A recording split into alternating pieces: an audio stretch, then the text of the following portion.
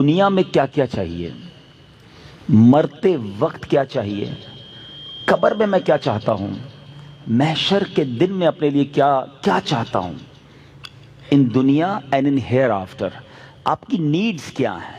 ٹھیک ہے، ان تمام نیڈز کو، ان تمام خواہشات کو ایز اے مسلم مد نظر رکھیے. اور اب میں آپ کے سامنے ایک بہت ہی خوبصورت سا نچوڑ، بہت ساری احادیث کا عطر بیان کرنے جا رہا ہوں. ٹھیک ہے، علماء بیٹھے ہیں اور جانتے ہیں کہ میں جتنے جملے کہوں گا تقریباً تمام ہی کے موضوع پر نبی پاک کی حدیث موجود ہے صلی اللہ تعالیٰ علیہ وسلم. مثال کے طور پہ آپ بیمار ہیں، شفا چاہتے ہیں، درود پاک پڑھیے. آپ اپنی روزی میں برکت چاہتے ہیں، درود پاک پڑھیے. آپ قرضے میں ہیں اور قرضے سے نکلنا چاہتے ہیں، آپ درود پاک پڑھیے. آپ دنیا میں ذلت و رسوائی سے بچ کر عزت چاہتے ہیں، آپ درود پاک پڑھیے. آپ ٹینشن فری لائف چاہتے ہیں، کوئی مصیبت پریشانی میں پھنسوں نہ، آپ درود پاک پڑھیے. آپ چاہتے ہیں کہ مرتے وقت کلمہ نصیب ہو جائے، آپ درود پاک پڑھیے. آپ چاہتے ہیں مرتے وقت نبی پاک علیہ الصلوۃ والسلام کا دیدار نصیب ہو، اور ایسا دیدار نصیب ہو کہ کونین کے والی اپنے ہاتھوں سے قبر میں اتاریں، آپ درود پاک پڑھیے. آپ قبر میں نبی پاک علیہ الصلوۃ والسلام کے جلوے چاہتے ہیں، آپ درود پاک پڑھیے. آپ منکر نکیر کے سوالات میں ثابت قدمی چاہتے ہیں، درود پاک پڑھیے. سنو، قبر میں نبی پاک نظر آئیں اور ان کی پہچان چاہتے ہیں تو درود پاک پڑھیے. بروز محشر جب ساری دنیا اٹھے گی، آپ نبی پاک کے پرچم تلے اٹھنا چاہتے ہیں، لواء الحمد کے ساتھ اٹھنا چاہتے ہیں، آپ درود پاک پڑھیے. حوض کوثر پر بڑا رش ہوگا مگر نبی پاک کے ہاتھوں جام کوثر چاہتے ہیں تو درود پاک پڑھیے. آپ پل صراط پر گھبراتے ہوئے نہیں، ثابت قدمی سے گزرنا چاہتے ہیں، آپ درود پاک پڑھیے. اور سنو، نبی پاک کے ساتھ جنت میں جانا چاہتے ہیں تو درود پاک پڑھیے. مدینے جانا چاہتے ہیں، سرکار کے روضے پہ جانا چاہتے ہیں، آپ درود پاک پڑھیے. اور سنو، میرے آقا کا دیدار کرنا چاہتے ہیں، پھر بھی درود پاک پڑھیے. اب میں نے جتنی باتیں بیان کی ہیں الحمدللہ تقریباً ان تمام باتوں کے پیچھے حدیث پاک موجود ہے. جن کا مطالعہ ہے وہ سمجھ رہے ہوں گے کہ یہ تمام بشارتیں، یہ تمام ریوارڈز، یہ تمام عنایتیں میرے آقا علیہ الصلوۃ والسلام نے احادیث میں بیان فرما دی ہیں. اب مجھے بتاؤ اور کیا چاہیے. ایک مسلمان کو اپنی زندگی، اپنی موت، اپنی قبر اور اپنے حشر کے بارے میں جو کچھ چاہیے میں نے سبھی تو بیان کر دیا. آپ عزت والی زندگی چاہتے ہیں، آپ روزی روزگار میں برکت چاہتے ہیں، ٹینشن فری لائف چاہتے ہیں، ذلیل و رسوا نہ ہو یہ چاہتے ہیں، پریشر میں نہ رہیں یہ چاہتے ہیں، کلمے والی موت ملے، نبی پاک کے دیدار والی موت ملے، قبر میں آقا کے جلوے ہوں، محشر میرے آقا کے ساتھ ہو. اور چاہیے کیا؟ اللہ اکبر. یہ ہے وظیفہ درود پاک. ہم اس کو پہچان ہی نہیں سکے، یہ اس درود پاک کی برکتوں کو جان ہی نہیں سکے. یہ چابی ہے سکسیس کی. اٹ از دا کی آف سکسیس. ایوری پرابلم کا سولوشن درود پاک میں ہے. ایسے نہیں لکھا شاعر نے کہ دکھوں نے تم کو جو گھیرا ہو تو درود پڑھو، دکھوں نے تم کو جو گھیرا ہو تو درود پڑھو، جو حاضری کی تمنا ہو تو درود پڑھو. اللہ کرے کہ بس اس کو ریئلائز کر جائیں اور اب اپنی زندگی میں درود پاک کو بالکل شامل، ایسا شامل کر لیں. اچھا، میں نے جتنی ساری باتیں بتائی نا، ان ساری باتوں کے لیے الگ الگ حدیث تو موجود ہے. میں آپ کو الگ ایک اور خوبصورت حدیث سناتا ہوں جو اس بات کو مزید ایلابوریٹ کر دے گی. نبی پاک علیہ الصلوۃ والسلام کی بارگاہ میں ایک صحابی آئے، کہتے ہیں حضور صلی اللہ تعالیٰ علیہ وسلم، میں اپنی ضروریات زندگی، کھانا پینا سونا، اپنے معمولات کے بعد اپنی لائف کا 25%، ایک چوتھائی وقت آپ پر درود پڑھنے میں صرف کروں گا. نبی پاک علیہ الصلوۃ والسلام نے فرمایا بہت اچھی بات. حدیث کا خلاصہ ہے، تھوڑا بڑھا لو تو اور اچھا ہے. کہتے حضور 50% آپ اپنے وقت کو درود پاک میں صرف کروں گا. فرمایا بہت اچھی بات ہے لیکن اور بڑھا لو تو اچھا ہے. کہتے حضور اب 75% درود پاک میں ٹائم گزاروں گا. فرمایا اور بڑھا لو تو اچھا ہے. کہتے بس اب اپنے ضروریات کے بعد حضور سارا دن آپ پر درود پڑھتا رہوں گا. فرمایا اگر ایسا کرو گے تو تمہاری ساری مشکلوں کے لیے کافی ہوگا، تمہاری تمام ضروریات کے لیے کافی ہوگا. اٹ مینز یہ سولوشن ہے. ہم پریشان بھی ہوتے ہیں پھر بھی درود نہیں پڑھتے، ہم قرضے میں ہوتے ہیں درود نہیں پڑھتے، ہمارے کاروبار کی پرابلم آ جاتی ہے ہم درود نہیں پڑھتے، ہم بیمار ہو جاتے ہیں ہم درود نہیں پڑھتے، حالانکہ سب کا علاج ہے. سبحان اللہ. تو اب آج اس خوبصورت اجتماع میں آئے ہیں, یہ پہلے ریئلائزیشن لے کر جائیں کہ میں نے اب اپنی زندگی میں درود پاک کو بالکل ایسا شامل کر لینا ہے جیسے زندگی میں بہت ساری ضروری زندگی کی چیزیں شامل کی ہیں. پہلے تو محبت کے ساتھ درود پاک پڑھ لیں, صلو علی الحبیب صلی اللہ تعالی علی محمد صلی اللہ علیہ وسلم. اب میں ایک اور جہت کی طرف بات کرنا چاہتا ہوں. فضیلت تو سن لی, مزہ بھی بہت آیا, سبحان اللہ بھی بڑی زور سے نکلا. درود پاک کل سے شامل ہوگا یا نہیں اس کی گارنٹی نہیں ہے. اچھا, ہم نے پہلے بھی کئی بار فضیلتیں سنی ہیں. دعوت اسلامی والے تو جب بیان کرتے ہیں پہلے درود پاک کی فضیلت بیان کرتے ہیں, اور جب سنتے ہیں ماشاءاللہ مزہ بھی بہت آتا ہے, لیکن ایک دو دن بعد پھر وہی پورا دن گزر جاتا ہے, درود پاک شامل نہیں ہوتا. میں نے بہت غور کیا, سچی بتا رہا ہوں, میں اپنے لیے غور کیا کہ یار بیان تو بڑے کرتا ہے, تیری زندگی میں کتنے درود ہیں, کتنے پڑھتا ہے روز درود پاک؟ دنیا کو کہتا ہے روز اتنے 100 درود پڑھو, ادھر پڑھو. میں نے بہت غور کیا کہ یار پڑھتا تو ہوں, لیکن جس کو کہنا کہ زندگی کا جزو لا ينفق بن جائے, ایسا زندگی کا حصہ بن جائے کہ اس کے بغیر زندگی نہ گزرے, تو اس کا طریقہ کیا ہوگا؟ آپ دیکھیں, زندگی میں بہت ساری چیزیں آپ کی میری ایسی آئیں جو پہلے نہیں تھیں, مگر ہم نے اس کو زندگی کا حصہ بنایا. مثال کے طور پہ اللہ پاک آپ سب کو ہمیشہ صحت مند رکھے, عافیت میں رکھے, لیکن کبھی کبھی انسان کی زندگی میں ایسا موقع آتا ہے دوائی آ جاتی ہے. ڈاکٹر کہتا ہے آپ کو جناب یہ پرابلم ہو گئی ہے, اب صبح دوپہر شام یہ دوائی پینی ہے آپ نے, اور حال میں پینی ہے. ہم کیا کرتے ہیں, ڈاکٹر کے سامنے یہ تو نہیں کہتے انشاءاللہ, اس کے بعد گھر چلے جاتے ہیں. ڈاکٹر اگلے مہینے جاتے, کیا ہوا؟ بولا وہ نعرہ تو لگایا تھا, دوائی تو نہیں پینی. نہیں, فوراً پلان, ادھر نیت, فوراً پلان. باہر نکلتے ہی پہلے اس کا پرچہ لے کے جاتے ہیں میڈیکل اسٹور پہ, 1 مہینے کی دوائی دو. اسٹارٹ شروع کیا نا, نیت کی اور پلاننگ شروع کی سسٹم میں لانے کے لیے. اب ذرا پوائنٹ سمجھیے گا, جو میں نے ریئلائز کیا آج آپ کو فارمولہ دے دیتا ہوں. اچھا, دوائی لی. اچھا, ہم جیسا آدمی جو بیزی ہے وہ کیا کرتا ہے, وہ دوائی بھی تھوڑی زیادہ لیتا ہے. ایک پتا رکھتا ہے آفس میں کہ یار دوپہر کے کھانے کے بعد آفس پہ ہوتا ہوں ادھر پیوں گا. ایک رکھتا ہے ادھر جدھر بیڈ روم میں بیڈ ہوتا ہے, اور بچوں کی والدہ کو بھی کہہ دیا, اب آفس والوں کو بھی کہہ دیا بھائی یاد سے مجھے دوائی پلا دینا. سسٹم بنایا نا. اب آپ کی دوائی نہیں چھوٹ رہی ہے, آپ کی دوائی تینوں ٹائم ہو رہی ہے. لنچ میں بھی کھا رہے ہیں, ناشتے میں بھی کھا رہے ہیں, رات کو بھی کھا رہے ہیں. کیسے آ گئی؟ لائف میں تو نہیں تھی.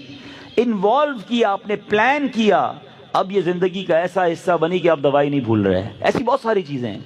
میں چاہتا ہوں میں درود بھی کبھی نہ بھولوں, میں روز درود پڑھوں, کیونکہ مر جاؤں گا تھوڑے دنوں میں. تھوڑی تو دن رہ گئے لائف کے, اگر یہ پڑھ کر نہ گیا, یہ ذکر و درود زبان پر نہ رہے, تو یہ ساری نیکیاں برکتیں جو سنتا ہوں کیسے ملیں گی مجھے؟ اب سسٹم کیسے بنے گا؟ اب میں نے جو اپنے لیے بنایا وہ اچھی نیت سے بتا دیتا ہوں آپ کو. سب سے پہلے اپنے ساتھ تسبیح رکھنا شروع کریں. تسبیح جو ہے نا, یہ زبان کی لگام ہے, یاد رکھیں. کوئی بھی تسبیح ہو آپ کے ساتھ ہونی چاہیے. اچھا, تسبیح بھی ایک نہ لیں, آپ تسبیح لیں 3-4. ایک رکھیں اپنی گاڑی میں, ایک رکھیں اپنے بیڈ روم میں جہاں آپ لیٹتے نا اپنے ساتھ ادھر, ایک رکھیں اپنی آفس کی ٹیبل پر. یہ تسبیحاں آپ کو یاد دلائیں گی درود باقی ہے, ذکر باقی ہے. جدھر موقع ملے آپ کو کوئی کہنا یار 5 منٹ میں آتا ہوں, 5 منٹ میں موبائل نہ نکالیں اور براؤزنگ شروع نہ کر دیں, 5 منٹ میں نکالیں تسبیح اور آپ درود پڑھنا شروع کر دیں. وہ 5 منٹ میں بھر لیں, نہیں 10 منٹ میں آ جائے, مسئلہ نہیں, میرے 100 درود ہو جائیں گے. آپ کو انتظار مہنگا نہیں لگے گا, آپ کو ویٹنگ ٹائم بور نہیں کرے گا. آپ کو پتہ اس نے انتظار کرایا, میرے نہ جانے کتنے گناہ معاف ہو چکے ہیں. ایک دوسرا فارمولہ.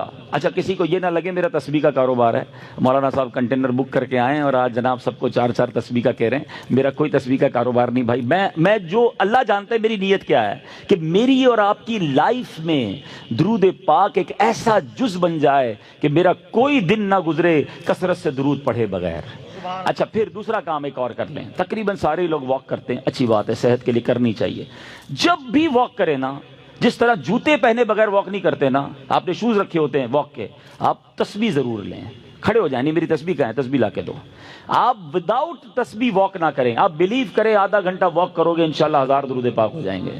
آپ اس پہ اور بھی وظائف شامل کر لیں. کلمہ پاک کی تسبیح ایک پڑھوں گا, ایک سبحان اللہ و بحمدہ سبحان اللہ العظیم پڑھ لوں گا. استغفار 70 بار نبی پاک روزانہ پڑھا کرتے, میں انشاءاللہ 70 بار استغفار بھی پڑھ لوں گا. آپ اپنا پورا جس کو کہتے ہیں شیڈیول بنا سکتے ہیں, اور یقین کرو جس دن ذکر و اذکار دبا کے کیے ہوں گے نا, جس کو کہتے ہیں رچ کے, اس رات کو نیند بھی بڑی اچھی آتی ہے.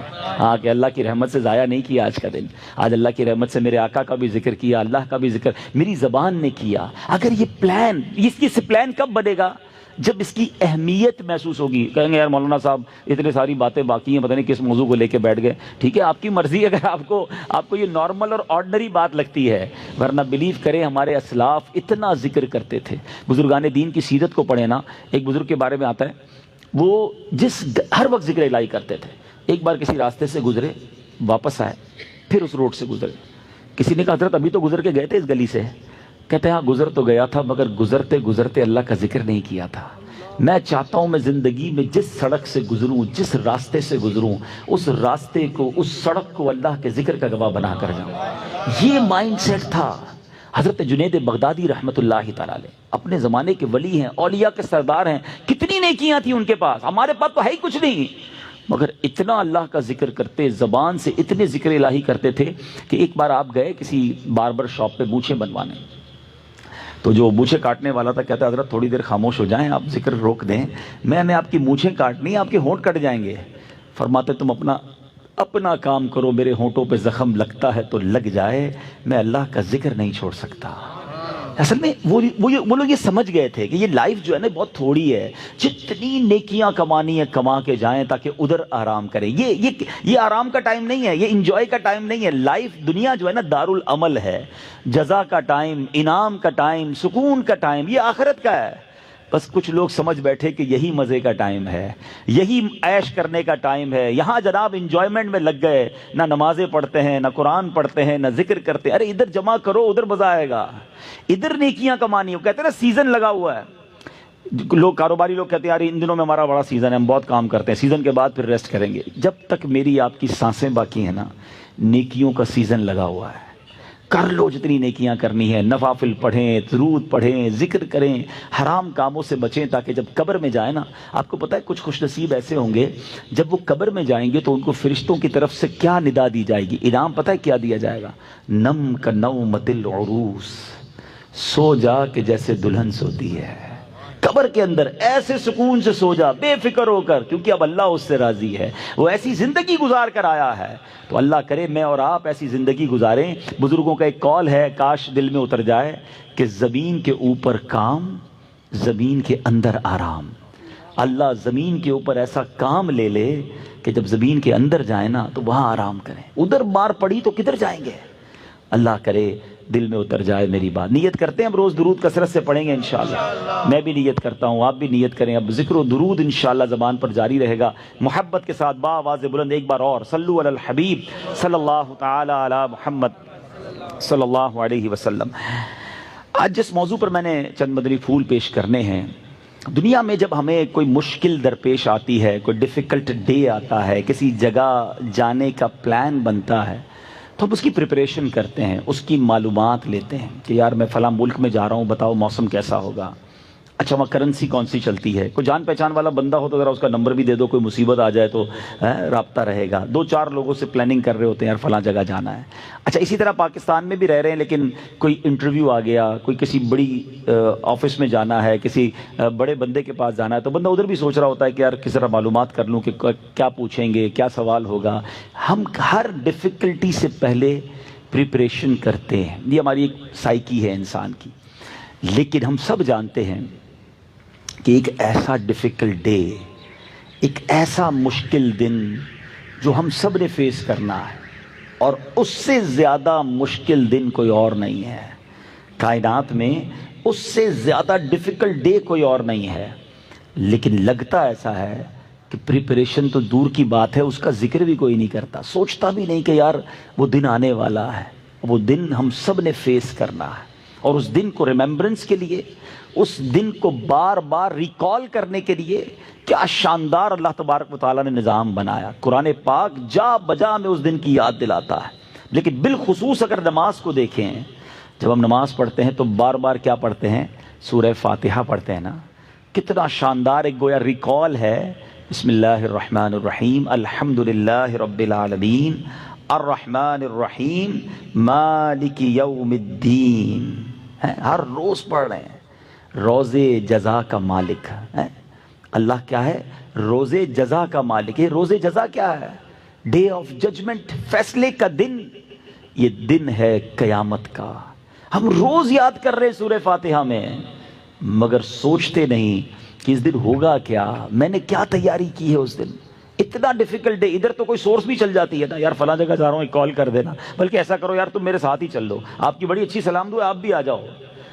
کوئی ساتھ دینے والا جس دن نہیں ہوگا، میں اکیلا اللہ کی بارگاہ میں پیش ہوں گا، اور میرے سامنے ڈیفیکلٹیز اور پہاڑ کتنے بڑے بڑے ہیں بعد میں بتاؤں گا. اور آپ کو بھی معلوم ہے کہ سوائے ایک ہستی کے کوئی ساتھ دینے والا نہیں ہوگا.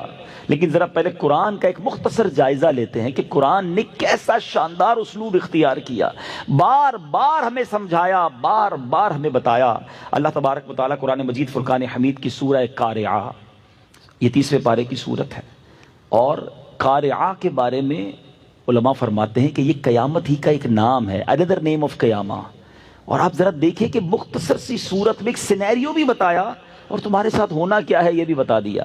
اور قرآن پاک کا ایک بڑا شاندار اسلوب ہے، جب کسی چیز پر توجہ دلانی ہوتی ہے، ایمفسائز کرنا ہوتا ہے، تو اس کو پہلے سوالیہ طور پہ قرآن بیان کرتا ہے، پھر خود قرآن ہی اس کا جواب دیتا ہے. بسم اللہ الرحمن الرحیم. قرآن کہتا ہے القارعۃ مالقارعہ، دل دہلانے والی. اور تم نے کیا جانا کیا ہے دل دہلانے والی؟ فرماتا ہے القارعۃ مالقارعہ، دل دہلانے والی. کیا ہے وہ دہلانے والی؟ another question وما ادراک مالقارعہ، اور تم نے کیا جانا کیا ہے وہ دل دہلانے والی؟ قرآن ہی ہم سے سوال کر رہا ہے، تاکہ اب دیکھیں میں یہ سوال بھی کر رہا ہوں، میں ترجمہ بھی کر رہا ہوں، تو آپ سب کی توجہ کیچ ہو رہی ہے. اور کیا خوبصورت انداز ہے کہ پہلے توجہ لی جاتی ہے، پھر اسے بیان کیا جاتا ہے تاکہ مزید دل میں بات اتر جائے. آپ نے سورہ قدر میں بھی یہ اسلوب دیکھا ہوگا، اِنَّا أَنزَلْنَاهُ فِي لَيْلَةِ الْقَدْرِ وَمَا أَدْرَاكَ مَا لَيْلَةُ الْقَدْرِ. پھر قرآن نے جواب دیا کہ لَيْلَةُ الْقَدْرِ خَيْرٌ مِّنْ أَلْفِ شَهْرٍ. پہلے کوسچن دین آنسر. اب چونکہ ایک اہم بات کی جا رہی ہے، ریئلائزیشن کروائی جا رہی ہے، تو القارعۃ مالقارعہ وما ادراک مالقارعہ، تم نے کیا جانا کیا ہے دل دہلانے والی؟ اب قرآن بتا رہا ہے کہ وہ کیا ہے، اس دن کیا ہوگا. فرمایا یوم یکون الناس کالفراش المبثوث. فرمایا اس دن آدمی ایسے ہوں گے جیسے پھیلے ہوئے پتنگے. آپ نے بارش میں دیکھا ہوگا لائٹ کی گرد پتنگے گھوم رہے ہوتے ہیں، کوئی ادھر جا رہا ہوتا ہے، کوئی ادھر جا رہا ہوتا ہے، کوئی ڈائمنشن نہیں ہوتی، کوئی گر رہا ہوتا ہے. جس طرح بدحواس پتنگے ہوتے ہیں نا، اس طرح لوگ بدحواس ہوں گے. نوبڈی، کوئی سمجھ ہی نہیں پا رہا ہوگا کہ ہو کیا رہا ہے، اتنی دہشت ہوگی، اتنا خوف ہوگا. پھر آگے فرمایا یہ تو بندوں کا حال ہے نا.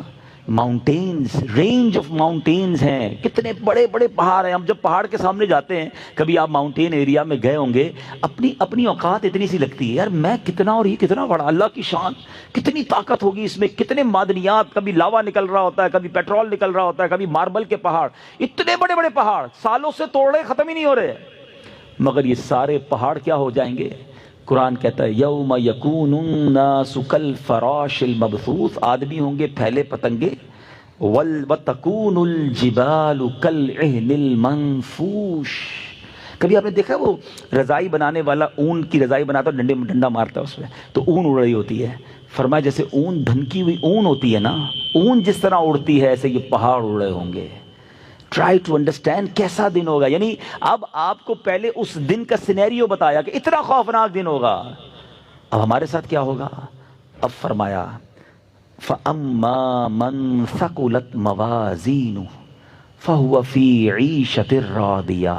قرآن کہتا ہے جس کی تولیں اسکیل پہ وزن نیکیوں کا بھاری ہو گیا نا، وہ بڑے مزے میں ہوگا، وہ چین میں ہوگا، وہ عیش میں ہوگا.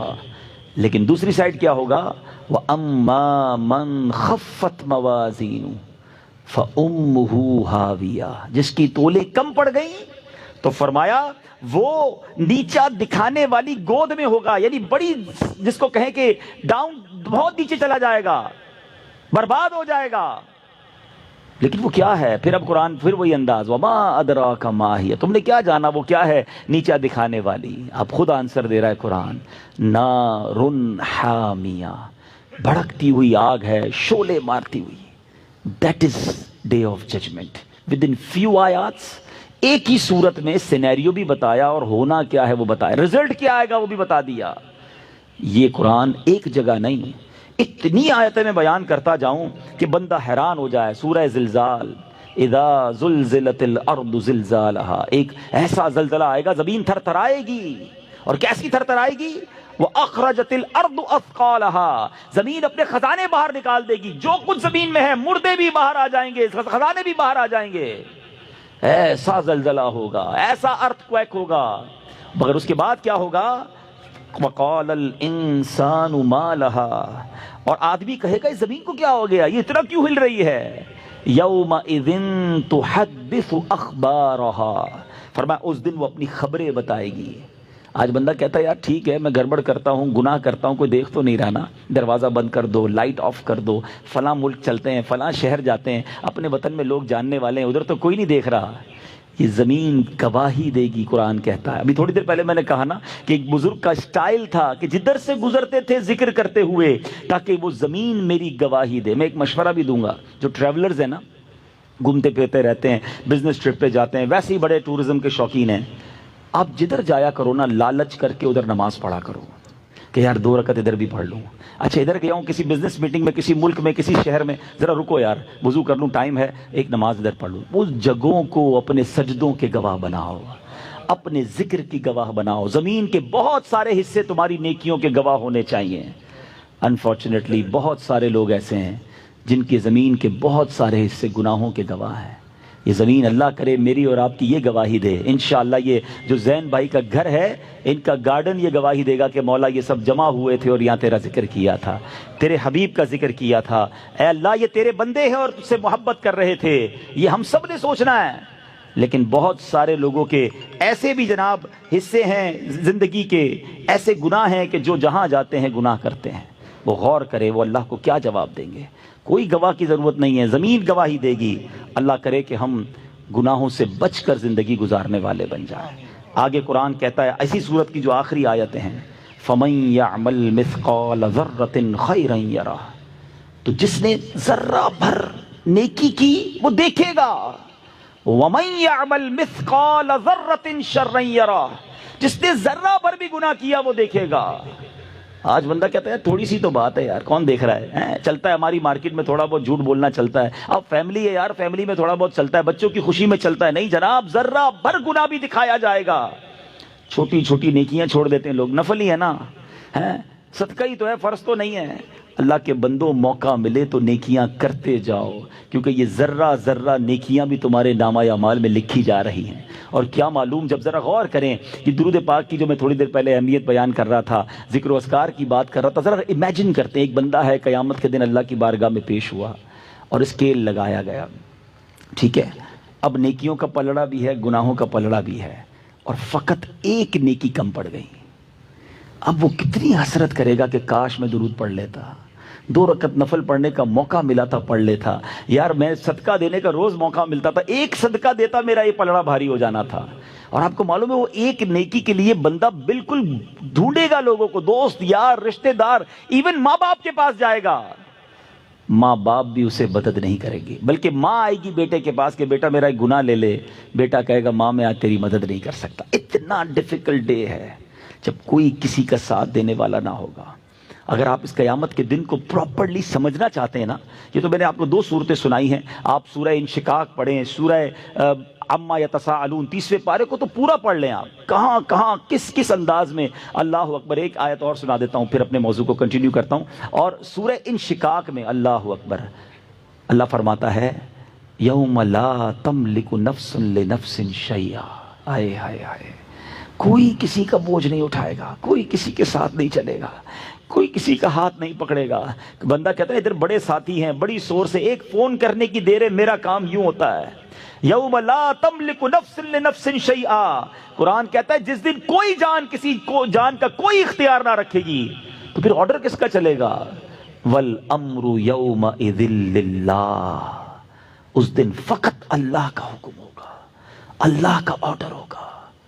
سوچو اس دن کے بارے میں. اکیلے ہوں گے، میں اکیلا ہوں گا، آپ اکیلے ہوں گے، کوئی ساتھ نہیں ہوگا. اب میرے اعمال ایسے ہوں کہ میں اللہ کی بارگاہ میں کامیاب ہو جاؤں.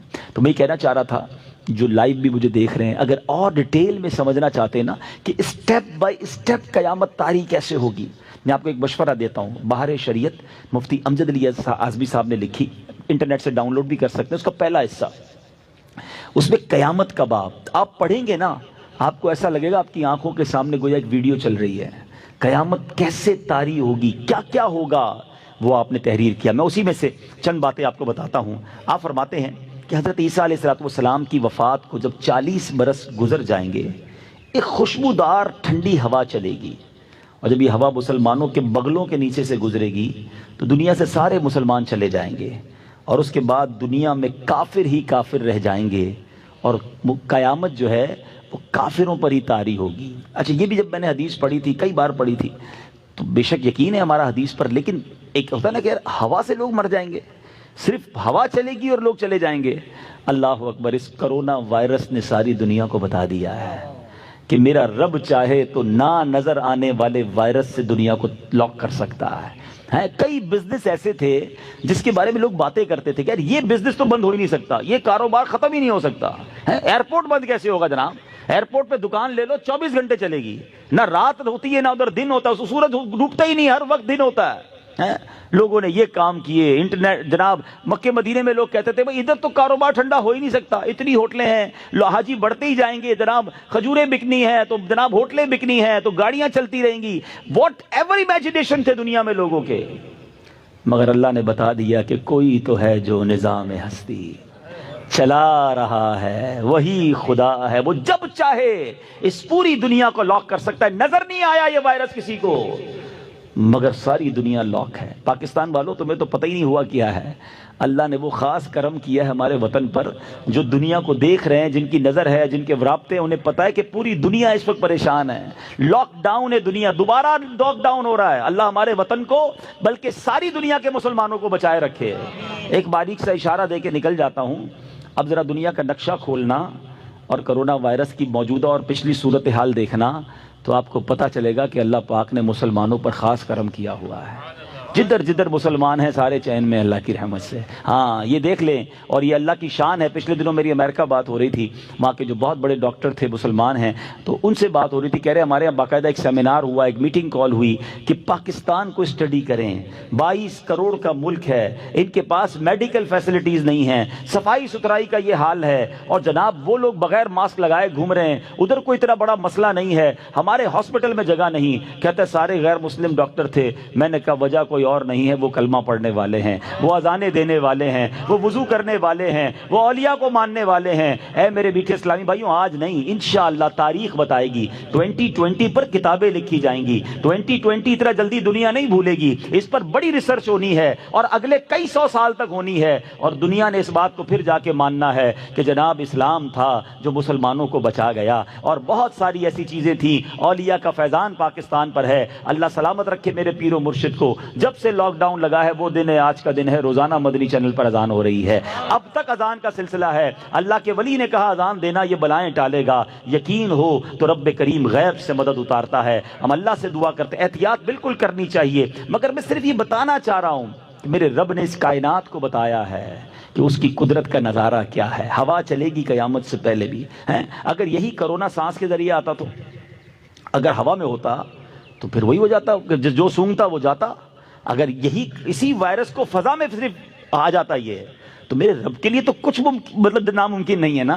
بہرحال ہوا چلے گی، مسلمان سارے دنیا سے چلے جائیں گے، اب صرف کافر ہوں گے، اور اب ان پر قیامت طاری ہوگی. حضرت اسرافیل علیہ السلام کو حکم دیا جائے گا سور پھونکنے کے لیے. مفتی امجد علی اعظمی صاحب نے اتنی ڈیٹیل سے لکھا ہے کہ اگر آپ پڑھتے ہیں تو ایسا لگتا ہے کہ آپ کی آنکھوں کے سامنے منظر آ جاتا. فرماتے ہیں کوئی دیوار پہ لیپی لگا رہا ہوگا، کوئی کھانا کھا رہا ہوگا، کوئی اپنے گھر کا کام کر رہا ہوگا، اور اس دوران یکا یک ایک آواز سنائی دے گی. سب لوگ کان لگائیں گے کہ یہ کیسی آواز ہے.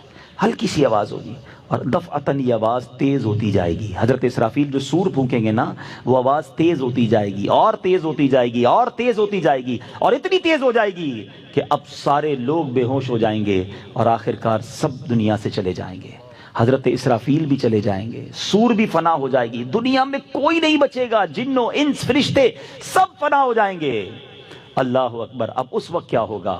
اس وقت اللہ کریم عز و جل کی طرف سے ایک اعلان ہوگا، لمن الملک اليوم، آج کس کی بادشاہت ہے؟ کہاں ہے جبارین؟ کہاں ہے متکبرین؟ کہاں ہے وہ لوگ جو کہتے تھے میرے بغیر دنیا کا نظام نہیں چل سکتا؟ لمن الملک اليوم. مگر احادیث میں الفاظ ہیں، کوئی جواب دینے والا ہوگا تو جواب دے گا نا. اللہ تبارک و تعالیٰ ہی جواب عطا فرمائے گا، للہ الواحد القہار، صرف اللہ واحد قہار کی سلطنت ہے۔ پھر جب تک اللہ چاہے گا، یہ پھر دنیا میں صرف اللہ ہی ہوگا، پھر اس کے بعد اب پھر دوبارہ سور کو پیدا کیا جائے گا، پھر حضرت اسرافیل علیہ السلام کو زندہ کیا جائے گا، اور پھر سور پھونکی جائے گی۔ اب سب لوگ اہل محشر اپنی قبروں سے نکلیں گے۔ ترتیب پتہ ہے کیا ہوگی؟ سب سے پہلے میرے آقا علیہ السلام قبر منور سے نکلیں گے، روضہ انور سے، مدینہ منورہ سے۔ اور سنو، صدیق اکبر رضی اللہ تعالیٰ عنہ اور حضرت عمر فاروق کی شان دیکھو کہ نبی پاک کے ساتھ ہاتھوں میں ہاتھ ڈالے یہ بھی محشر کی طرف آئیں گے۔ ایک بار نبی پاک علیہ السلام صحابہ کے پاس آئے، اور حیات طیبہ میں دائیں ہاتھ میں حضرت ابوبکر صدیق کا ہاتھ ہے، بائیں ہاتھ میں حضرت عمر فاروق کا ہاتھ ہے، اور تشریف لائے، فرمایا دیکھ لو جیسے آج آئے ہیں محشر کے دن بھی ایسے ہی آئیں گے۔ پھر اہل بقیع، اہل معالی، جنت المالا، اہل بقیع، اور یہ سب لوگ اپنی اپنی قبروں سے نکلیں گے۔ ملک شام کی سرزمین پر یہ میدان سجایا جائے گا، سب لوگ محشر کے میدان میں پہنچیں گے۔ زمین تانبے کی ہوگی، سورج 1.25 میل پر ہوگا۔ پہلے اتنا پسینہ لوگوں کو بہے گا، کتابوں میں لکھا ہے کہ زمین جذب کرے گی 70 ہاتھ، 70 یارڈز پسینہ جذب ہو جائے گا۔ اب زمین میں بھی جذب کرنے کی طاقت نہ رہے گی، پھر وہ پسینہ اوپر آئے گا۔ جیسے جیسے گناہ ہوں گے، کسی کے ٹخنوں تک، کسی کے گھٹنوں تک، کسی کی کمر تک، سارے لوگ پریشان۔ آدھا دن قیامت کا انتظار میں گزرے گا۔ آج کسی کو دھوپ میں 5 منٹ کھڑا کرو نا، میں آ رہا ہوں، 5 منٹ میں بندہ پسینہ پسینہ ہو جاتا ہے۔ دھوپ میں 5 منٹ بھی نہیں کھڑے رہ سکتے، ایسی دھوپ، ایسی پیاس، اور 50% آف دا ڈے صرف انتظار میں گزر جائے گا۔ اب محشر میں لوگ جب پریشان حال ہو جائیں گے نا، اب آپس میں مشورہ کریں گے کہ بھائی کسی کے پاس تو چلو، کچھ حساب کتاب بھی شروع کراؤ۔ یعنی لوگ اتنے تنگ آ گئے ہوں گے کہ کچھ لوگ کہیں گے بے شک حساب کر کے جہنم میں ڈال دیا جائے، مگر حساب تو شروع کیا جائے۔ اس قدر فرسٹریٹ۔ اب اس کے بعد اہل محشر کہیں گے کہ حضرت آدم کے پاس چلتے ہیں۔ سب گھومتے گھومتے ڈھونڈیں گے حضرت آدم علیہ السلام کو، کہیں گے آپ ابو البشر ہیں، آپ اللہ تبارک و تعالیٰ نے آپ کو بڑا مرتبہ دیا، آپ صفی اللہ ہیں، آپ جنت میں اللہ تبارک و تعالیٰ کے کرم سے رہے ہیں، حضور آج ہماری مدد کیجیے، آج ہمارا حال دیکھیے، ہم آپ کی اولاد ہیں۔ حضرت آدم علیہ السلام فرمائیں گے کہ آج مجھے خود اپنی فکر ہے، آج اللہ نے جیسا غضب کیا ایسا پہلے کبھی نہیں کیا، کسی اور کے پاس جاؤ، اذهبوا الی غیری۔ اہل محشر حضرت نوح کے پاس جائیں گے، وہ بھی مدد نہیں کریں گے، حضرت موسیٰ کے پاس جائیں گے، وہ بھی مدد نہیں کریں گے۔ اس کے بعد وہ جب حضرت ابراہیم خلیل اللہ علیہ نبینا علیہ السلام کے پاس جائیں گے، وہ بھی فرمائیں گے میں تمہاری آج مدد نہیں کر سکتا۔ کہیں گے پھر آپ ہی تو بتائیں جائیں کس کے پاس؟ تو وہ کہیں گے کہ آج ان کے پاس جاؤ جن کے ہاتھ پر فتح کا باب ہے، جو شافع روز محشر ہیں، جو جناب رسول اللہ صلی اللہ تعالی علیہ وسلم ہیں، وہ اللہ کے حبیب ہیں، خاتم النبیین ہیں، وہی تمہاری مدد کریں گے۔ اب یہ سارے محشر کے لوگ ڈھونڈتے ڈھونڈتے نبی پاک علیہ السلام کے پاس آئیں گے، بڑی امید کے پاس آئیں گے، فریاد کریں گے حضور ہمارا حال دیکھیں، ہماری کیفیت دیکھیں، ہم آپ کے امتی۔ نبی پاک علیہ السلام یہ نہ فرمائیں گے اذهبوا الی غیری، میرے آقا فرمائیں گے انا لہا انا صاحبکم، آؤ میرے غلاموں میں آج اسی دن کے لیے ہوں، میں تمہاری مدد کروں گا۔ اب ذرا میں محشر کی اس پورے سینیریو کو یہاں روکتا ہوں، اور ایک سوال کریٹ ہوتا ہے، یہ ساری باتیں تو حدیث میں پتہ چل گئی ہیں، تو ہم قیامت کے دن نہیں جائیں گے حضرت آدم کے پاس؟ کیوں جائیں حضرت ابراہیم کے پاس؟ کیوں جائیں حضرت نوح کے پاس؟ ہم ڈائریکٹ نبی پاک کے پاس چلے جائیں گے۔ کتابوں میں لکھا، نبی پاک نے صحابہ کو بتا دیا۔ اللہ اکبر۔ علماء کہتے ہیں معلوم بے شک ہو گیا ہے، مگر قیامت کے دن سب بھلا دیا جائے گا، یہ سب کچھ ہوگا، یہ سب کچھ اہل محشر کریں گے۔ تو کیوں کریں گے؟ وجہ کیا ہے؟ اس کا ریزن کیا ہے؟ اللہ اکبر۔ اس کے پیچھے بھی بڑا کمال کا جواب ہے، اور جب بھی ذہن میں کوئی گتھی الجھ جائے نا، تو بریلی کے تاجدار بڑی آسانی سے سلجھا دیتے ہیں۔ چلو چلتے ہیں اعلیٰ حضرت کے دربار میں کہ آپ بتائیں یہ امت کو پھرایا کیوں جائے گا، یہ سارا محشر کیوں تلاش کرے گا، پہلے ایک نبی کے پاس پھر دوسرے کے پاس۔ اعلیٰ حضرت کہتے ہیں خلیل و نجی، مسیح و صفی، سبھی سے کہی کہیں بھی بنی؟ سب کے پاس گئے نا، حضرت آدم کے پاس بھی گئے، حضرت نوح کے پاس بھی گئے، حضرت ابراہیم کے پاس بھی گئے، حضرت موسیٰ کے پاس، کہیں بات بنی نہیں بنی؟ خلیل و نجی، مسیح و صفی، سبھی سے کہیں بھی بنی؟ یہ بے خبری کہ خلق پھری کہاں سے کہاں تمہارے لیے، تمہارے لیے پھرانا تھا، ساری دنیا کو بتانا تھا کہ زمین و زمان تمہارے لیے، چنین و چنا تمہارے لیے، مکین و مکان تمہارے لیے، بنے دو جہاں تمہارے لیے، آقا دہن میں زباں تمہارے لیے، بدن میں ہے جان تمہارے لیے، ہم آئے یہاں تمہارے لیے، اٹھے بھی وہاں تمہارے لیے، ساری کائنات کو یہ منظر دکھانا ہے۔ جناب ایک اور لاجیکلی کوسچن کریٹ ہوتا ہے، قبر سے اٹھتے ہاتھ میں رپورٹ کارڈ پکڑا دیا جاتا، تم جو ہے مجرم ہو، جہنم میں جاؤ، تم جناب سعادت مند ہو، مقبول ہو، جنت میں جاؤ، اپنے اپنے راستے چلے جاتے۔ اتنا بڑا میدان محشر سجانا، ساری دنیا کو جمع کرنا، اس کے پیچھے ریزن کیا ہے؟ عشق کا جواب سن لو، کہتے ہیں فقط اتنا سبب ہے انعقاد بزم محشر کا۔ There is only one reason to create that huge day of judgment۔ ایک ہی وجہ ہے، فقط اتنا سبب ہے انعقاد بزم محشر کا، آقا تمہاری شان محبوبی دکھائی جانے والی ہے۔ دیکھیں نا، مسلمان تو ایک لمیٹڈ ہے نا، بہت سارے اس وقت بھی دنیا میں لوگ ہیں، بلکہ زیادہ وہ لوگ ہیں جو نبی پاک کو نہیں مانتے، اسلام کو نہیں مانتے، اور ایسے ساری دنیا میں زیادہ ہی ہوں گے۔ جب قیامت طاری ہوگی، اگر خربوں لوگ ہوں گے تو اس میں بہت بڑی تعداد وہ ہوگی جو غیر مسلموں کی ہوگی، ساری زندگی اللہ سے دور رہے، اللہ کے نبی سے دور رہے۔ انہیں ایک دن تو بتانا ہے نا کہ حق کیا ہے، سچ کیا ہے، اللہ کے حبیب کا مرتبہ کیا ہے۔ سنو، کتابوں میں لکھا، علماء کہتے ہیں محشر کے دن جتنے غیر مسلم ہیں سب ایمان لے آئیں گے، سب مانیں گے ہاں یہ ہم مانتے ہیں اللہ کے نبی ہیں، آج ہم مانتے ہیں اللہ ایک ہے، اور جو یہ کہتے تھے وہ ٹھیک ہے، مگر اس دن ان کا ماننا جو ہے وہ قبول نہ کیا جائے گا۔ تمہیں مبارک ہو، تم نے آج مانا ہے، کیونکہ میرے اعلیٰ حضرت لکھتے ہیں آج لے ان کی پناہ، آج مدد مانگ ان سے، آج لے ان کی پناہ، آج مدد مانگ ان سے، پھر نہ مانیں گے قیامت میں اگر مان گیا۔ ادھر تو سارے مان جائیں گے، مگر ادھر کا ماننا نہ ماننا ہوگا۔ بہرحال میرے بیچ اسلامی بھائیوں، اب کیا ہوگا؟ نبی پاک سجدہ فرمائیں گے۔ وہ کیسا سجدہ ہوگا؟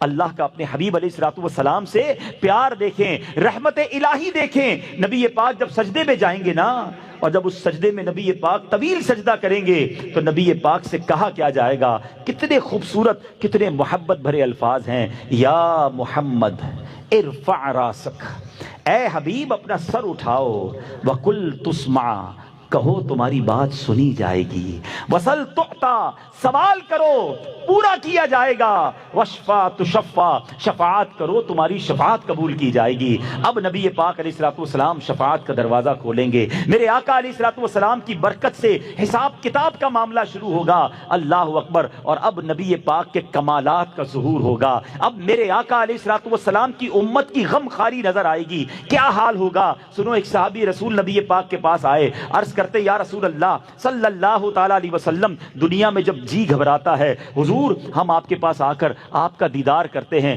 دل کو چین پڑ جاتا ہے۔ قیامت کے دن تو بڑا رش ہوگا، حدیث کا خلاصہ بیان کر رہا ہوں، آپ کے گرد صدیقین ہوں گے، انبیاء ہوں گے، یا رسول اللہ وہاں ہم آپ کو کیسے تلاش کریں گے اور آپ کے پاس کیسے آئیں گے؟ میں کدھر ڈھونڈوں آپ کو؟ سنو، میرے آقا علیہ الصلوۃ والسلام نے یہ ایڈریس نہ دیا کہ قیامت میں ایک سب سے بڑا محل ہوگا، سب سے بڑا نورانی محل ہوگا، وہ میرا ہوگا کیونکہ میں خاتم المرسلین ہوں۔ نہیں، میرے آقا فرماتے مجھے تلاش کرنا ہو تو حوض کوثر پر آ جانا، اپنے پیاسے امتیوں کو اپنے ہاتھوں سے جام کوثر پلا رہا ہوں گا۔ اچھا دیکھو وہاں نہ پاؤں، وہ کہتے حضور اگر وہاں نہ ملے تو پھر کہاں آؤں؟ فرمایا ایسا کرنا، پل صراط پر آ جانا، رب سلم امتی کی صدائیں بلند کرتے ہوئے اپنے گناہگار امتیوں کو پل سے پار لگا رہا ہوں گا۔ کہ حضور اگر پل صراط پر نہ پاؤں پھر کدھر آؤں؟ کہتے ہیں فرماتے پھر ایسا کرنا، میزان پر آ جانا، میرے گناہگار امتیوں کے گناہوں والا پلڑا بھاری ہوگا، اپنے کرم سے ان کی نیکیوں کے پلڑے بھاری کر رہا ہوں گا۔ یا رسول اللہ اگر ادھر نہ پاؤں، فرماتے ہیں ان 3 مقامات کے علاوہ تم مجھے کہیں اور نہ پاؤ گے،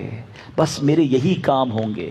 اللہ اکبر۔ ایک اور جگہ نبی پاک علیہ الصلوۃ والسلام فرماتے ہیں قیامت کے دن انبیاء کو نور کے ممبر دیے جائیں گے، میں اس وقت تک اپنے ممبر پر نہ بیٹھوں گا جب تک اپنے ایک ایک امتی کو داخل جنت نہ کروا لوں۔ ایسے آقا، ایسے کریم آقا، ایسے محبت امت سے فرمانے والے آقا. خود نبی پاک علیہ الصلوۃ والسلام کا فرمان ہے، حدیث پاک کا مضمون ہے کہ سارے نبیوں کی دعائیں ساری قبول ہوتی ہیں، مگر ایک دعا ہر نبی کو دی گئی ہے جو سب سے زیادہ اسپیشل ہے، جو مانگنا ہے مانگو. فرمایا سب نبیوں نے دنیا میں مانگ لی ہے، میں نے وہ دعا اپنی امت کے لیے قیامت کے دن کے لیے بچا کے رکھی ہے.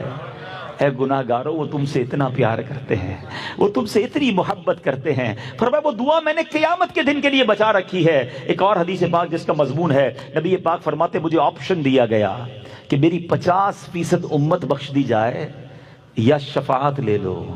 کہتے ہیں میں نے شفاعت رب سے لے لی ہے کیونکہ یہ اس سے بھی زیادہ برکت والی ہے. ایسے میرے آقا ہیں. سیدی اعلیٰ حضرت کے برادر مولانا حسن رضا خان صاحب لکھتے ہیں نا کہ وہ جگہ تو کیسی ہوگی کہ ماں بھی نہیں پہچانے گی، والد بھی نہیں پہچانے گا، مگر آقا امتی کو کیسے ڈھونڈیں گے؟ فرماتے عزیز بچے کو ماں جس طرح تلاش کرے، ماں سے بچہ بچھڑ جائے کیسی تلاش کرتی ہے؟ عزیز بچے کو ماں جس طرح تلاش کرے، خدا گواہ یہی حال آپ کا ہوگا. وہ پاک دل کے نہیں جس کو اپنا اندیشہ ہجوم فکر و تردد میں گر گیا ہوگا. نبی پاک کو کوئی ٹینشن نہیں ہوگی مگر ہماری ٹینشن ہوگی، اور ان فکروں میں نبی پاک علیہ الصلوۃ والسلام گویا فکر مند ہوگے. کہتے حال یہ ہوگا ہزار جان فدا، نرم نرم پاؤں سے پکار سن کے اسیروں کی دوڑتا ہوگا. نبی پاک کو کون کہیں پکارے گا؟ آقا اس کی طرف، پھر اس کی طرف، کوئی قریب ترازو، کوئی لبے کوثر، کوئی صراط پہ ان کو پکارتا ہوگا. ہر طرف سے نبی پاک کی صدا لگ رہی ہوگی. ذرا سنو تو صحیح، اتنے دور دور مقام ہیں، آقا سب جگہ کیسے نظر آئیں گے؟ کیا خوب لکھتے ہیں، فرماتے مقام فاصلوں پر کام مختلف اتنے، وہ دن ظہور کمال حضور کا ہوگا. ارے اس دن پتا چلے گا میرے آقا کا کمال کیسا ہے. کیا خوبصورت بات لکھی. میں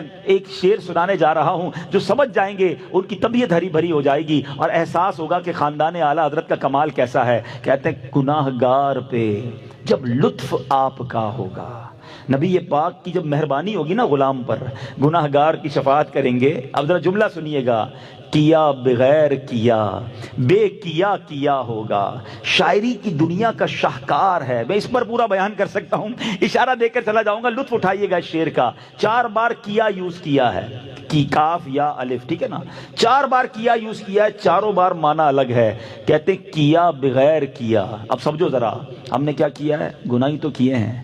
نبی پاک کرم فرمائیں گے نا، وہ بے کیے ہو جائیں گے، وہ ڈیلیٹ ہو جائے گا، گناہ معاف ہو جائیں گے. جو کیا ہے وہ بے کیا ہو جائے گا، اور جو بے کیا ہے، نیکیاں تو کی نہیں ہیں، وہ کیا ہو جائے گا. یعنی گناہ جو ہے وہ نیکیوں سے بدل جائیں گے. اب پھر یہ شعر سنو، کہتے گناہ گار پہ جب لطف آپ کا ہوگا، کیا بغیر کیا بے کیا ہوگا. ایسی غلامی والی زندگی گزارنا. سنو کیا ہونا ہے غلاموں کے ساتھ، غلام ان کی عنایت سے چین میں ہوں گے، اور عدو نبی پاک کا جو دشمن ہے وہ آفت میں مبتلا ہوگا. اللہ مجھے اور آپ کو نبی پاک کی غلامی والی زندگی عطا فرمائے، کیونکہ نبی پاک نے اپنے غلاموں کو تلاش کرنا ہے، آقا نے اپنے امتیوں کی بخشش کروانی ہے. سنو لواء الحمد کے بارے میں بڑی کمال کی بات اعلیٰ حضرت نے اپنی کتاب میں لکھی، ایک حدیث پاک نقل کی. جو پرچم نبی پاک کو عطا کیا جائے گا لواء الحمد، اس کی چوڑائی اتنی ہوگی، اتنا بڑا پرچم ہوگا کہ 1600 برس 1600 ایئرز اگر کوئی گھڑ سوار گھوڑا دوڑائے جتنا فاصلہ طے کرے گا اتنا بڑا یہ پرچم ہوگا. اچھا میں سوچتا رہا یہ پرچم کتنا بڑا اور اس پرچم سے کام کیا ہوگا. ماشاءاللہ ریحان باپو بیٹھے ہیں، ہم یہ کلام بچپن سے سن رہے ہیں، جب سے دعوت اسلامی میں آئے. یہ گناہ گار، یہ والی جو ہے تمہارا نام مصیبت میں جب لیا ہوگا، اس کا ایک شعر ہے. میں نے جب تک یہ حدیث نہیں پڑھی تھی نا، مجھے یہ شعر سمجھ نہیں آیا تھا. اب ذرا میں تھوڑا سا آپ کو سمجھاتا ہوں یہ پرچم کام کیا کرے گا. آپ میں سے ماشاءاللہ کئیوں نے حج کیا ہے. حج پہ ہوتے ہیں 35-30 لاکھ 25 لاکھ آدمی، اور پنجابی میں کہتے ہیں نا رش کہتے کس کو ہے، لگ پتا جاتا ہے. 25-30 لاکھ بھی اندازہ ہو جاتا ہے کہ عوام کس کو کہتے ہیں. ادھر کتنے ہوں گے محشر میں؟ 7-7.5 ارب تو ابھی ہے نا. حضرت آدم سے لے کر صبح قیامت تک جتنے لوگ اس دنیا میں آئے، جتنے یونیورس میں آئے، اٹ مینز خربوں لوگ ہوں گے. کیسے نبی پاک کو تلاش کریں گے؟ عرفات میں خیمہ نہیں ملتا، 25-30 लाख लोगوں میں کھو جائے تو بندے کا پورا ہی ٹائم نکل جاتا ہے، تو اربوں لوگوں میں آقا کو کیسے تلاش کریں گے؟ اللہ اکبر، دیکھو انتظام کیا کیا ہے ہمیں تلاش کرنے کا ہے، سننا ذرا مزہ آئے گا۔ اچھا، آپ نے حج پہ دیکھا ہوگا کہ بڑے بڑے بلون لگاتے ہیں خیموں کے اوپر، دور سے میں نظر آ جاتا ہے یار یہ پیلے رنگ کا بلون ہے نا، یہ ساؤتھ ایشیا والے خیمے، ہمیں ادھر جانا ہے، کیونکہ اور تو کچھ نظر نہیں آتا، اونچائی پہ کچھ چیزوں تو نظر آتی ہے۔ اللہ اکبر، لواء الحمد بتائے گا آقا کدھر ہیں۔ اے پرچم لگانے والوں تمہیں مبارک ہو، پرچم کی پہچان وہاں بھی ہوگی، قیامت کے دن میرے آقا کدھر ہے، غلام جو دور ہوں گے۔ اب ذرا شعر سننا، مولانا حسن رضا خان صاحب لکھتے ہیں، فرماتے مقام خسرو دین، دور کے غلاموں کو پتہ نہیں کدھر ہوں گے ہم، اور نبی پاک کدھر ہوں گے؟ مقام خسرو دین یعنی آقا کی نشانی، نبی پاک کا مقام، دور کے غلاموں کو لوائے حمد کا پرچم بتا رہا ہوگا۔ یہ پرچم بتائے گا چلو آقا ادھر ہیں، وہ دیکھو پرچم نظر آ رہا ہے، اور انشاءاللہ جب نبی پاک کے پاس جائیں گے تو آقا اپنے دامن میں چھپا لیں گے۔ تو اے میرے میٹھے اسلامی بھائیوں، باتیں تو اور بھی بہت ساری ہیں، مگر وقت چونکہ ایک لمیٹڈ بیان ہوتا ہے، میں صرف یہ بتا رہا ہوں کہ یہ ہوگا قیامت کا دن، ہے وہ ڈیفیکلٹ ڈے، بہت مشکل دن ہے۔ اللہ تعالیٰ جس سے ناراض ہوا وہ مارا جائے گا۔ ابھی تو اپنے اعمال پتہ ہی نہیں نا کسی کو، میں کیا کر کے بیٹھا ہوں، آپ نے کیا کیا ہوا ہے، ہم ایک دوسرے کے سامنے بڑے شریف بنے بیٹھے ہیں، اللہ تو جب سب جانتا ہے نا۔ اس دن جب نامہ اعمال ہاتھ میں دے کر کہا گیا، اللہ نہ کرے ہمیں کہا گیا کہ پڑھ کر سناؤ، جو جو کیا وہ پڑھ کے سناؤ، تو وہاں تو ساری دنیا ہوگی نا، میرے ماں باپ بھی ہوں گے، میرے دوست بھی ہوں گے، میرے ہاتھ چومنے والے، میری عزت کرنے والے، سوچیں ہیں، ہمارے آقا ہوں گے، خود غوث پاک رضی اللہ تعالیٰ عنہ، کیسے پڑھوں گا میں وہ سب کچھ جو میں نے کیا، جو کہا، جو بولا؟ تو یہ حساب کتاب ہوا تو مارے ہی جائیں گے۔ ادھر فقط رحمت کا آسرا ہے، اور نبی پاک جس پر کرم فرما دیں، نبی پاک کے سوا کسی کی نہیں سنی جائے گی۔ تو میلاد کا مہینہ تقریباً اختتام کو ہے، ٹھیک ہے نا، بہت سارے آپ نے بیانات سنے ہوں گے، بڑی محفلوں میں شرکت کی ہوگی، مگر سوال میں یہ کرنا چاہتا ہوں کہ پورا مہینہ ماشاءاللہ ہم نے سیلیبریٹ کیا، بڑی اچھی بات ہے، فرق کیا آیا میرے اور آپ کے اندر؟ لائف میں چینجنگ کیا آئی؟ اس میلاد کے مہینے کے بعد میرے اندر تبدیلی کیا آئی؟ میں جیسا تھا اگر ویسا ہی ہوں؟ معاذ اللہ کچھ ایسے لوگ بھی اگر یہاں بیٹھے ہیں یا مجھے سن رہے ہیں جن کی نمازیں قضا ہو رہی ہیں، تو کیا فرق آیا اس میلاد کے مہینے میں آپ کے اندر؟ اگر جھوٹ ابھی بھی جاری ہے، دھوکہ والا کام ابھی بھی کر رہے ہو، اللہ نہ کرے حرام روزی ابھی بھی کما رہے ہو، آنکھیں ابھی بھی حرام دیکھ رہی ہیں، کان ابھی بھی حرام سن رہے ہیں، زبان سے گالی گلوچ، بے حیائی اور غیبتیں اور سب جاری ہے، تو فرق کیا آیا میرے اور آپ کے اندر؟ دیکھو ایسی زندگی نہ گزارنا کہ قیامت کے دن نبی پاک اگر ناراض ہو گئے نا، خدا کی قسم ان کے سوا کوئی آسرا نہیں ہے۔ There is only one personality، سنتے ہیں کہ محشر میں صرف ان کی رسائی ہے، صرف ان کی رسائی ہے، اور کوئی نہیں ہوگا جو ہمیں بچا پائے گا۔ تو اگر وہی ناراض ہو گئے تو پھر کدھر جائیں گے؟ تو اپنی زندگی گزارنے کا ایک ہی ٹارگٹ ہونا چاہیے۔ آج سے ایک فارمولہ بنا لو کہ آپ لباس پہنو، آپ گفتگو کرو، آپ کاروبار کرو، آپ فیملی میں کوئی ایونٹ کر رہے ہو، آپ کہیں آؤٹنگ پہ جا رہے ہو، آپ کوئی بزنس اسٹارٹ کر رہے ہو، جو بھی زندگی میں سٹیپ اٹھا رہے ہو، صرف ایک کوسچن اپنے آپ سے کر لو کہ میں جو یہ کروں گا اس سے میرے اللہ اور اس کے رسول راضی ہوں گے یا ناراض ہو جائیں گے؟ اور آپ کو یہ آنسر آئے نا کہ نہیں اس سے تو ناراض ہو جائیں گے، نہیں کرنا، کیونکہ وہ ناراض ہو گئے تو مارے جائیں گے۔ نبی پاک کی رضا رب کی رضا ہے، اور نبی پاک کی رضا کس میں ہے؟ نبی پاک فرماتے ہیں جعلت قرۃ عینی فی الصلاۃ، نماز میں میری آنکھوں کی ٹھنڈک ہے۔ تو نیت کریں انشاءاللہ کہ آج کے بعد ہماری کوئی نماز قضا نہیں ہوگی۔ آقا کی رضا کس میں ہے؟ فرماتے جس نے میری سنت سے محبت کی اس نے مجھ سے محبت کی، اور جس نے مجھ سے محبت کی کانا معی فی الجنہ، وہ جنت میں میرے ساتھ ہوگا۔ آقا کی رضا ان کے طریقے پر عمل کرنے میں ہے۔ تو اپنی زندگی میں سنتوں کو شامل کریں، یہ سوچ کر شامل کریں کہ نبی پاک کو ناراض نہیں کر سکتا، وہ ناراض ہو گئے تو میں گیا کام سے، میرے تو آپ ہی سب کچھ ہے، رحمت عالم، میں جی رہا ہوں زمانے میں آپ ہی کے لیے۔ تو اپنی ہر زندگی کے کام کو ایک بار پھر کراس چیک کر لیں، اور ان تمام کاموں کو چھوڑیں جو اللہ اور اس کے رسول کے فرمان کے خلاف ہے، ورنہ محشر کے دن کوئی کام نہیں آئے گا، کوئی دوست، کوئی بینک بیلنس، کوئی سپورٹ کرنے نہیں آئے گا۔ اللہ کرے کہ زندگی میں ہم یہ تبدیلی لانے میں کامیاب ہوں۔ اللہ سلامت رکھے دعوت اسلامی کے مدنی ماحول کو، جو ہمیں بار بار یہ ریئلائز کرواتے ہیں، بار بار یہ سمجھاتے ہیں کہ توبہ کرو اور زندگی ایسی گزارو کہ نبی پاک کے پیچھے پیچھے پھر جنت میں جائیں۔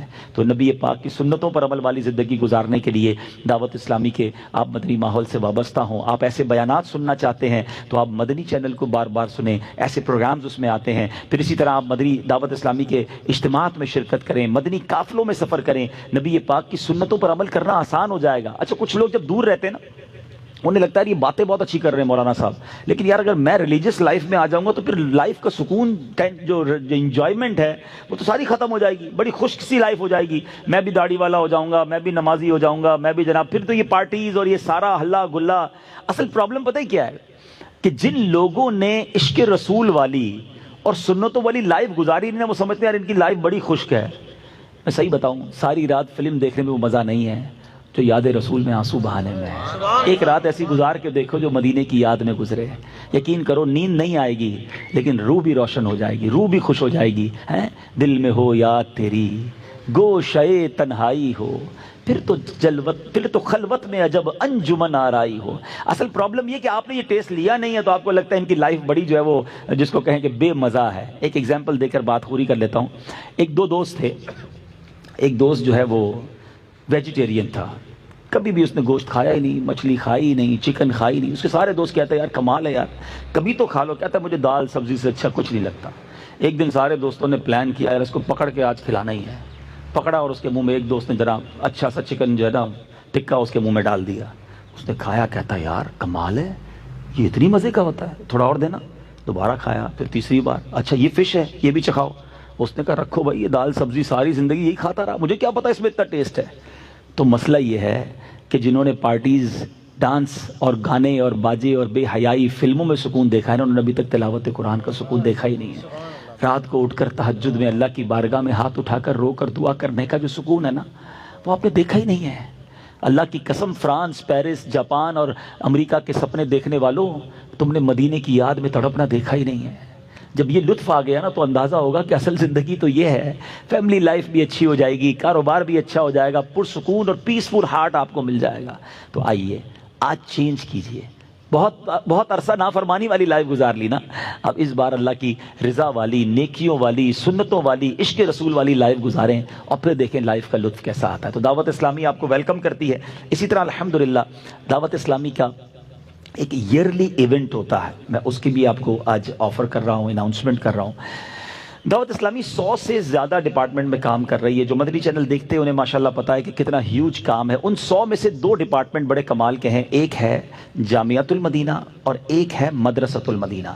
اور یہ 2 ڈپارٹمنٹ کرتے کیا ہیں؟ یہ بناتے ہیں حافظ قرآن، عالم دین، یہ پڑھاتے ہیں ناظرہ قرآن۔ آج کل اسلام پر بڑے حملے بھی ہو رہے ہیں، اور ہمیشہ یاد رکھیں جب بھی اسلام پر حملہ ہوتا ہے نا، اس کا جواب دیتے ہیں علماء۔ علم دین اور علماء دین کی بقا ہیں۔ یہ دین کی بقا کے لیے علماء ضروری ہے، کیونکہ کتابیں لکھ کر، تقریریں کر کے جواب دینا علماء کا کام ہوتا ہے۔ تو علم کی، دین کی بقا کے لیے علماء ضروری ہیں۔ اور قرآن کی حفاظت کا ذمہ تو بے شک رب نے لیا، لیکن اس کا ایک ضمنی انداز کیا ہے کہ زیادہ سے زیادہ لوگوں کے سینوں میں قرآن محفوظ ہو جائے۔ تو حفظ قرآن کے ذریعے سبحان اللہ ان دونوں کاموں میں دعوت اسلامی کیا کر رہی ہے؟ آپ کو جان کر خوشی ہوگی کہ دعوت اسلامی کے اس وقت 5000 کے قریب مدرسے اور دارالعلوم موجود ہیں۔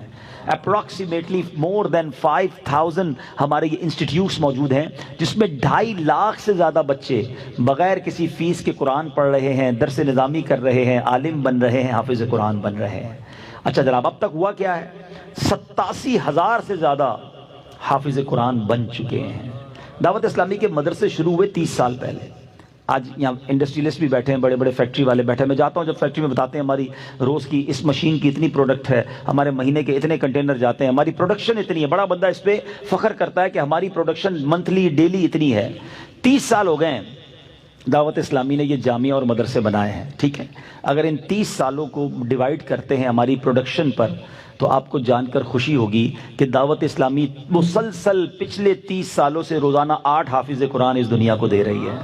ہر دوسرے دن 3 علماء دعوت اسلامی پروڈیوس کر رہی ہے، ہر دوسرے یا تیسرے دن دعوت اسلامی ایک مدرسہ یا ایک جامعہ دنیا میں بنا رہی ہے۔ مجھے ایک فیکٹری بتا دو کہ جو علماء، حفاظ اور انسٹیٹیوٹ اس تیزی سے پچھلے 30 سالوں سے روزانہ بنائی چلی جا رہی ہے، تو اتنی بڑی انڈسٹری، اتنی بڑی نیکیوں کی فیکٹری میں آج آپ کو پارٹنر بننے کا موقع دیا جا رہا ہے۔ جب پاکستان میں کوئی بہت بڑا کاروبار چل رہا ہو اور وہ آفر کرے کہ چند سلیکٹڈ لوگوں کو میں شیئر دینا چاہتا ہوں، لوگ کہتے ہیں جلدی لے لو، موقع اچھا ہے۔ میں آپ کو کہہ رہا ہوں جلدی لے لینا، کیونکہ موقع اچھا ہے۔ یہ ثواب کی فیکٹری ہے۔ ہم میں سے بہت سارے حافظ نہیں بن سکے، ہم میں سے بہت ساروں کے بچے عالم بھی نہیں بن سکے، مگر جو عالم بن رہے ہیں، جو حافظ بن رہے ہیں، جو دین کی خدمت دنیا کے کونے کونے میں جا کر رہے ہیں، جو انٹرنیشنل ٹریول کرتے ہیں، وہ جانتے ہیں کون سا ملک ہے جہاں دعوت اسلامی کے مراکز نہیں، دعوت اسلامی کے مدرسے نہیں، ادھر سے علماء پڑھ کر ادھر جا کر دین کی خدمت کر رہے ہیں۔ تو اے میرے بیچے اسلامی بھائیو، ہم یہ سب تو نہیں کر رہے نا۔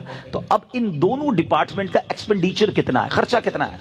تقریباً 350 کروڑ روپے سال کا خرچہ ہے صرف ان دونوں شعبہ جات پر۔ اور آسان کر دیتا ہوں، روز کا تقریباً 1 کروڑ روپے کا خرچہ، 365 دن ہوتے ہیں، 350 کروڑ تو ہو گئے۔ اچھا، لیکن خرچہ بہت زیادہ ہے، ہم نے اس کو آسان کر دیا، شیئر بنا دیے، یونٹس بنا دیے، 3.5 لاکھ یونٹ بنا دیے، پر یونٹ 10,000 روپیز۔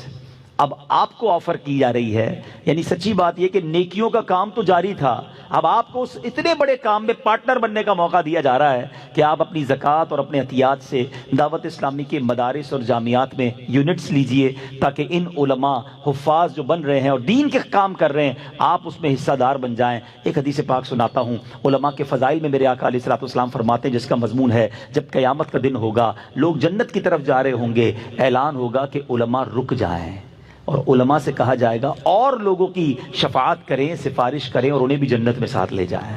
کیا پتہ قیامت کے دن میرا آپ کا کوئی ہاتھ پکڑ لے کہ حضرت آپ نے پیسے دیے تھے، میں عالم بن گیا، چلیں جنت میں ساتھ چلتے ہیں۔ تو یہ وہ انویسٹمنٹ ہے جو ضائع ہونے والی نہیں ہے، یہ ملٹی پلائی ہو کر، ابھی میں نے تھوڑی دیر پہلے قیامت کی آپ کو ہولناکی بتائی ہے، قیامت کے آپ کو جو پرابلمز ہیں وہ بتائے ہیں، یہ وہ صدقہ ہے جو روز قیامت کام آنے والا ہے، آپ کے اسکیل کے اندر، آپ کے نامہ اعمال میں وزن ڈالنے والا ہے۔ تو جس کو اللہ نے جتنا نوازا ہے، ایک شاندار ڈپارٹمنٹ ہے، آپ اس میں دعوت اسلامی کا ساتھ دیں۔ 15 نومبر کو ہمارا یہ ڈے ہم مناتے ہیں، جس کو مدنی عطیات مہم، فنڈ ریزنگ کمپین کہتے ہیں، ٹیلی تھون کہتے ہیں۔ آپ اس میں اپنے یونٹس ملائیں۔ آپ میں سے میں بہت سارے چہرے ایسے دیکھ رہا ہوں جن کو اللہ پاک نے بہت نوازا ہے، ہو سکے تو 12ویں کا مہینہ ہے، 1200 یونٹ دے دیں، 1200 نہیں تو 786 یونٹ دیں۔ اصحاب بدر کی نیت سے 313 یونٹ آپ اپنے بک کر لیں، نہیں تو کم از کم 112 یونٹ، ورنہ 12 یونٹ تو ہم سارے لے سکتے ہیں۔ تو بہرحال ہمارے ذمہ داران یہاں بھی موجود ہیں، مدنی چینل پر بھی مختلف نمبرز چل رہے ہوتے ہیں، اکاؤنٹ نمبرز چل رہے ہوتے ہیں، تو آپ نے انشاءاللہ دعوت اسلامی کے اس ٹیلی تھون میں ضرور حصہ ملانا ہے اور دل و جان سے ملانا ہے۔ اللہ کریم سے دعا کرتا ہوں، رب کریم روز محشر وہاں کی ذلت و رسوائی سے ہمیں بچائے، وہاں کی گھبراہٹ سے بچائے، وہاں کی پریشانیوں سے بچائے، نبی پاک کے لواء الحمد تلے ہمیں اٹھنا نصیب فرمائے، ہمارا نامہ اعمال ہمیں سیدھے ہاتھ میں عطا ہو، اور اے کاش جو بے حساب جنت میں جانے والے خوش نصیب ہوں ان میں ہمارا بھی شمار ہو جائے، اور اللہ کریم ہمیں اپنی راہ میں دل کھول کر خرچ کرنا نصیب فرمائے۔ آمین بجاہ النبی الامین صلی اللہ تعالی علیہ وسلم۔ صلو علی الحبیب۔ قبلہ تشریف لا چکے